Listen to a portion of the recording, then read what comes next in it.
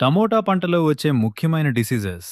రైతు సోదరులారా, టమోటా పంటలో సరైన సమయంలో డిసీజెస్‌ను గుర్తించడం చాలా ముఖ్యం. 1. ఎర్లీ బ్లైట్ ఆకులపై గోధుమ రంగు మచ్చలు ఏర్పడి, క్రమంగా ఆకులు ఎండిపోతాయి. మొక్క మొదటి నుంచే పరిశీలిస్తూ, వ్యాధి సోకిన ఆకులను తొలగించాలి. 2. లేట్ బ్లైట్ ఆకులపై నీటితో తడిసినట్టుగా మచ్చలు కనిపించి, వేగంగా వ్యాధి వ్యాపిస్తుంది. చల్లటి, తేమ ఎక్కువగా ఉన్న వాతావరణంలో ప్రత్యేక జాగ్రత్త అవసరం. 3.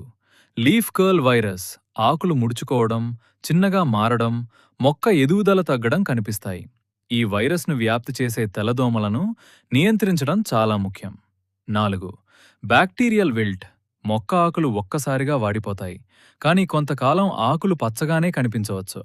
వ్యాధి సోకిన మొక్కలను తొలగించి పొలంలో పారిశుద్ధ్యాన్ని పాటించాలి. 5. ఫ్రూట్ ర్యాట్ కాయలపై గోధుమ లేదా నల్లటి మచ్చలు ఏర్పడి కాయ కుళ్ళిపోతుంది. అధిక తేమను తగ్గించి పొలంలో మంచి గాలి ప్రసరణ ఉండేలా చూడాలి.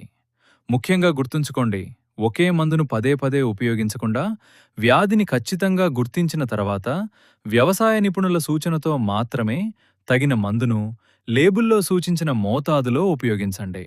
మంచి నాణ్యమైన టమోటా మొక్కలు, కూరగాయల మొక్కల కోసం కేఆర్పి వెజిటబుల్స్ మరియు ఫ్లవర్స్ నర్సరీని సంప్రదించండి.